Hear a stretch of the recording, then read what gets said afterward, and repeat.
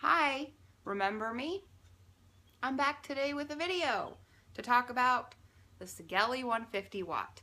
I post pictures of this guy all the time only because this is really all I've been using lately is my Sigeli 150 watt. I don't even have to think about it. I take it on the go. I use it at home. This is kind of just what I've been using pretty constantly since my last video, or at least since this arrived. Couple months ago, I want to say, a month and a half ago. So I've had time to put it through its paces. I don't have any notes today, so I'm just going to ramble and I'm just going to gush a little bit about the Sigeli 150 watt.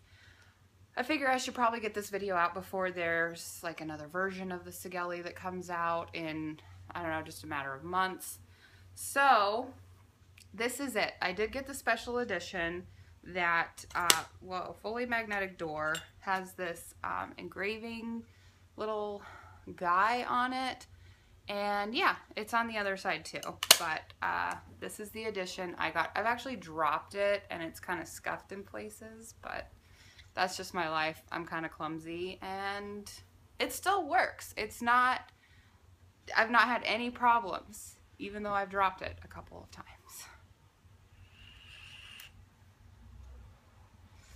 It's just easy. It is the easiest mod, and it's regulated. I find I do prefer having a regulated mod over a mechanical mod.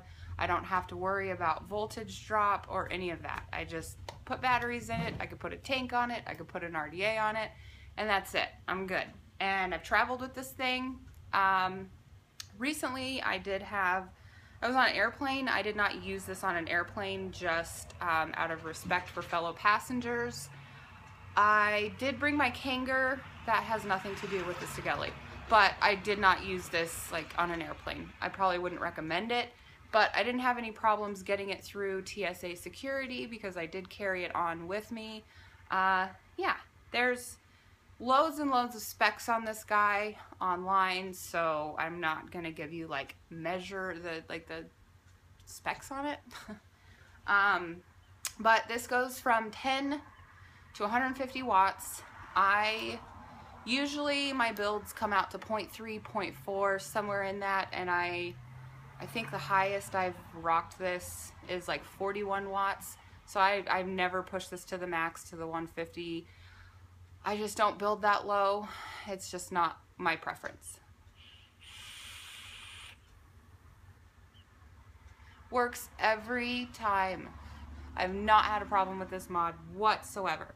It does have, the 150 watt does have the spring-loaded 510 connection. I don't even have to mess with that. It just works. Every atomizer and every tank I've put on this works. And can I say that anymore? It just has your average Sigeli display, tells you what your current wattage is, tells you what your resistance, battery life, and then the corresponding voltage.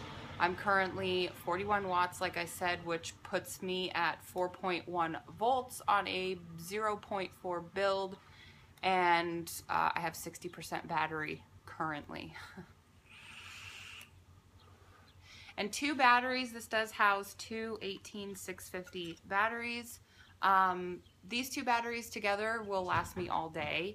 Chain vape or just casual vaping, I usually have to replace my batteries in this every morning.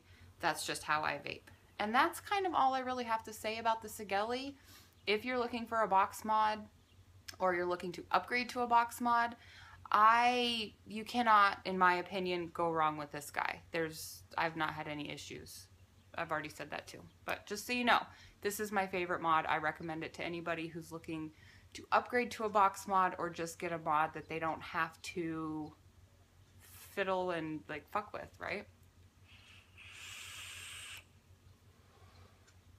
So that's it. I give this mod 2 thumbs up all the way. Absolutely.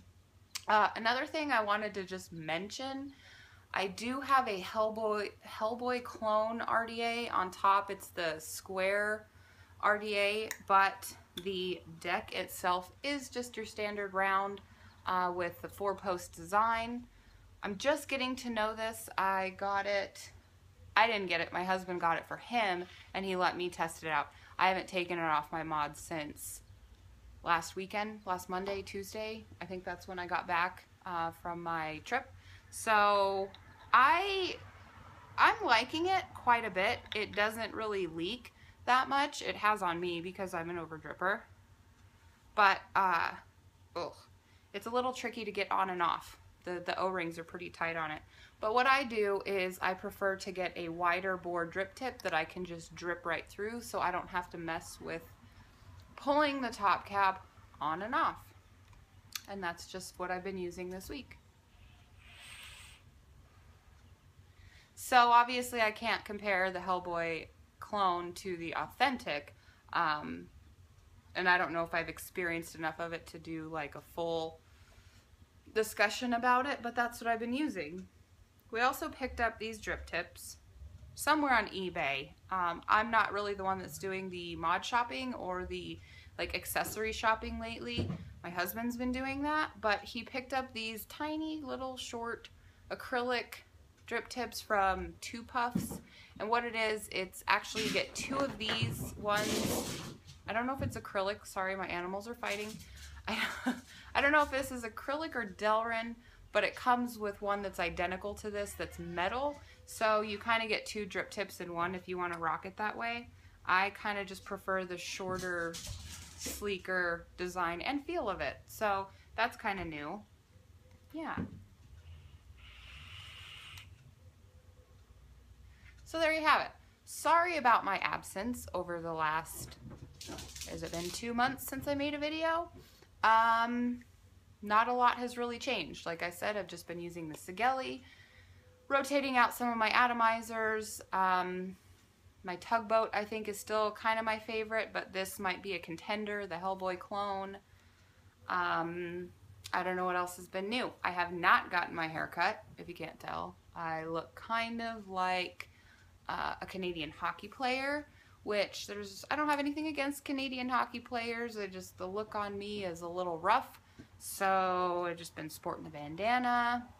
I told you I went on a trip recently. I flew back east. I didn't even get a chance to visit a vape shop out there, but I did get a stop by Cleveland, Ohio, and hit one of my favorite chefs, Chef Michael Simon. He has chains of restaurants, and I stopped by one of them while I was in Cleveland. That was pretty rad. I tweeted about it. He tweeted me back. So that was exciting. I did discover that I actually do like IPA beer. I don't have any with me. It's the middle of the day. I'm not drinking right now. But I do really, really enjoy IPA beer. So we'll toss that into new and notable, if you will. I almost just had a crash there. So we're just getting back into the swing of life. The animals are insanely excited that we're home, me and the kids. And yeah, I hope to be putting some more RDAs through their paces so I can discuss them. And that's about it. That's, I think, all I have for today. So.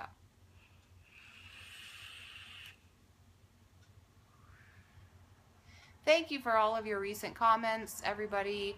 Since I started this channel and started vaping in the community, just everybody that I talk to, most people are just so nice and so helpful and so friendly and loving and welcoming, and I just can't think of a better community to be a part of and be proud to be a part of.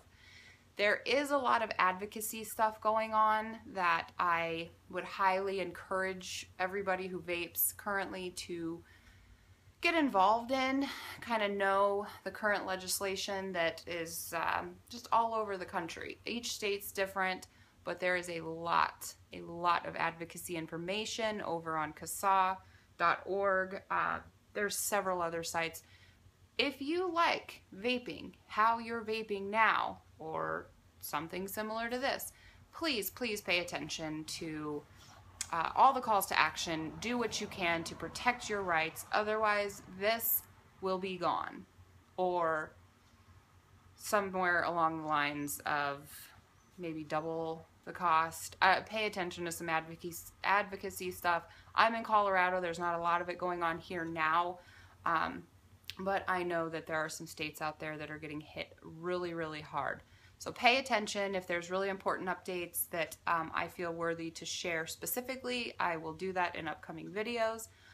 But that's all. That's all. Just pay attention, fight for your vaping rights. Like every other vapor says, if you like vaping, advocacy is a very important part of our community at this time. So keep on keeping on, and I'm hoping to see you guys very, very soon in another video. Until next time, see ya.